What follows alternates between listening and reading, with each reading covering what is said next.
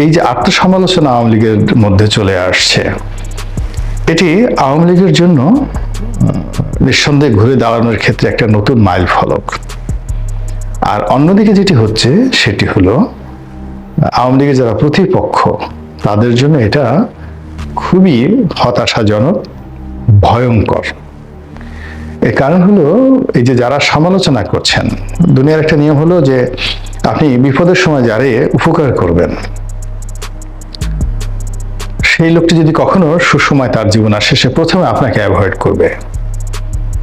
Awami League, BNP, জামাত সব দলগুলোই এদেরা বিপদে যখনই পড়েছে তখন অনেকের কাছে গিয়েছে, অনেকে সহযোগিতা নিয়েছে সব ব্যাপারে, কিন্তু যখনই তাদের জীবনে সুসময় এসেছে তখনই তারা প্রথম যে কাজ করছে, তাদের যারা উপকার করেছে তাদেরকে দূরে ঠেলে রেখেছে। দ্বিতীয়ত, কেউ যদি খোঁটা দেওয়ার জন্য সামনে এগিয়ে এসে বলার চেষ্টা করেছে আমি তো তোমাদেরকে এই উপকার করেছি, তখন তার কণ্ঠরোধ করেছে এবং ক্ষেত্র বিশেষে তাদের বাস ঢুকিয়ে দিয়েছে, সর্বনাশ করে দিয়েছে। এটা হলো দুনিয়ার নিয়ম।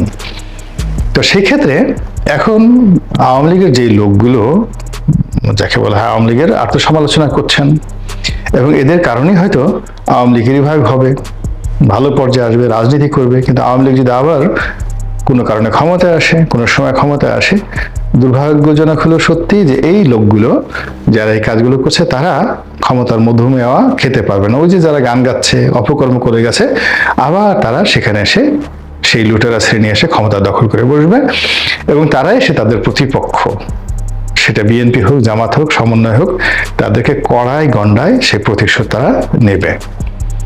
এবং এই সময়টাতে দেখেন, এই 3 মাসে যদি দেখেন বিএনপির যে সকল নেতাকর্মীর প্রচন্ড আত্মত্যাগ ছিল, প্রচন্ড কষ্ট করেছেন, নিঃশেষ হয়ে গেছেন সবকিছু দিয়ে, এদের কয়জন চাঁদাবাজির সাথে জড়িত বলেন তো?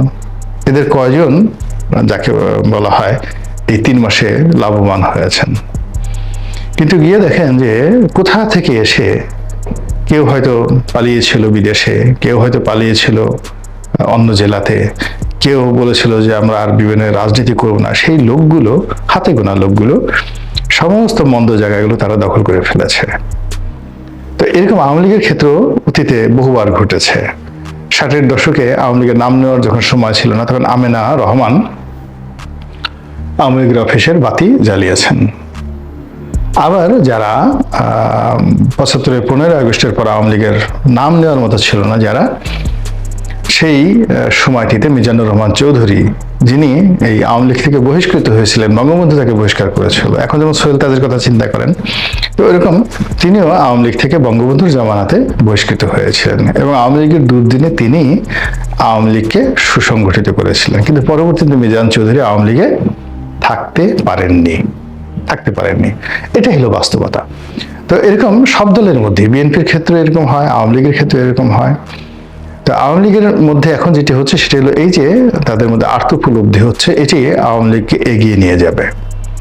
এবং সঙ্গে সঙ্গে সবচেয়ে ভালো একটি বিষয় সেটি হলো এই সমালোচনাকারী যারা আছেন তারা নিজেরাই বলার চেষ্টা করছেন যে অমুক লোকের কারণে আমাদের পতন হয়েছে, ও এত টাকা চুরি করেছে, ও টেলিভিশনে এই কথা বলেছে, ও বেগম জিয়াকে গালাগালি করেছে, ও তারেক জিয়াকে গালাগালি করেছে, ওর কারণে রাজনৈতিক বিভেদ বিসংবাদ শুরু হয়েছে।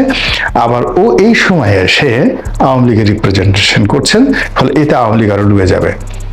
ফলে দলের মধ্যে যেটা হচ্ছে, মানে গত 6-7 বছর ধরে টেলিভিশনের বিরক্তিকর যে মুখগুলো ছিল আওয়ামী লীগের, তো সেই বিরক্তির মুখগুলো যখন আবার এই সময়টিতে এসে ভুল পাল্টে পালিয়ে থেকে নতুন করে বিতর্ক তৈরি করার চেষ্টা করছে, আওয়ামী লীগকে তারা রিপ্রেজেন্ট করার চেষ্টা করছে, এতে করে আওয়ামী লীগের প্রতি মানুষের যে জনরোষ, এটি আবার নতুন করে চাঙ্গা হচ্ছে যে এদের কোনো অনুশোচনা বোধ নাই। যেই লোকের জন্য আওয়ামী লীগের পতন হলো, যে গ্রুপের জন্য আওয়ামী লীগের এই সর্বনাশ হলো, তারাই আবার এসে এখন আওয়ামী লীগের সাফাই গাচ্ছে। তো ফলে এদের তো যেই লাউ সেই কদু, এদের তো জীবনে কিছুই হবে না। এই যে পাবলিক যে খেপে যাচ্ছে এদের চেহারা আবার টেলিভিশনে দেখে, স্ক্রিনে দেখে, বিভিন্ন সোশ্যাল মিডিয়াতে এদের চেহারা দেখে, তো এই জিনিসটাও কিন্তু আওয়ামী লীগের যারা লোকজন, শীর্ষ যারা লোকজন আছে, তারা বিষোদ্গার করছে যে না, এদেরকে আর সামনে আনা যাবে না, এদের কোনো কথা জাতি শুনতেছেন না, দে আর গন কেস। এমনকি তারা প্রধানমন্ত্রীকে কম কথা বলার জন্য পরামর্শ দিচ্ছেন, এবং ফলে কি হলো, ওই যে সর্বশেষ যেটা প্রধানমন্ত্রীর যে বক্তব্যটি 0 পয়েন্টকে কেন্দ্র করে ট্রাম্পের ছবি নিয়ে ঘোরা, এটাকে এখন তারা বলার চেষ্টা করছে যে না, এটা আমাদের বক্তব্য না, এটা এআই দ্বারা তৈরি করা একটি বক্তব্য। তো এই যে আওয়ামী লীগের মধ্যে যে জাগরণ সৃষ্টি হয়েছে, তারপরে মন্দ কাজ থেকে বের হয়ে আসার যে একটা প্রবৃত্তি লক্ষ্য করা যাচ্ছে, এটি বাংলাদেশের রাজনীতিতে একটা নতুন মেরুকরণ তৈরি করবে। এবং যদি সত্যিকার অর্থে তারা রেকটিফাই হন, নিজেদের ভুল বুঝেন, তাহলে এই সমাজে তারা একটা শক্তিশালী অবস্থান তৈরি করে ফেলবেন খুব দ্রুত। কিন্তু তাদের এই কর্মকাণ্ডের সঙ্গে যদি ওই যে অপবিত্র মুখগুলো, অপবিত্র ঠোঁটগুলো, অপবিত্র দেহগুলো, যাদেরকে দেখলে মানুষের শরীর কিরমির কিরমির করে, যাদেরকে দেখলে পাবলিক মনে হয় যে এদেরকে গলার উপর পাড়া দিতে পারতাম, এদেরকে একটা খামচি দিতে পারতাম, কিংবা ওই যে আরব দেশে যারা লোকজন উট পিটায়, এক ধরনের খুব চাবুক আছে, এরকম চাবুক দিয়ে এদের পশ্চাৎ দেশ, পৃষ্ঠ দেশ লালে লাল করে দিতে পারতাম, কিংবা যেভাবে সেনাবাহিনী ওই বস্তার মধ্যে, মানে পানি ভর্তি বস্তা, এর মধ্যে মুখ ঢুকিয়ে তারপরে পায়ের তলায় উপরে পা টানিয়ে যেভাবে পিটায়, এভাবে এদেরকে একটু পিটাতে পারতাম। এই লোকগুলো যেন কোনো অবস্থাতেই, তাদেরকে বোঝা উচিত তারা আওয়ামী লীগের যে সর্বনাশ করেছেন এমনি যথেষ্ট সর্বনাশ হয়ে গেছে।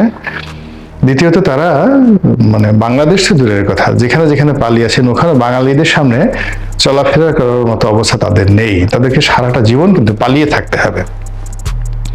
এরকম অন্ততপক্ষে মন্ত্রী এমপিদের মধ্যে, ব্যবসায়ীদের মধ্যে অন্ততপক্ষে 1000 চিহ্নিত মুখ রয়েছেন শহর বন্দর গ্রামে।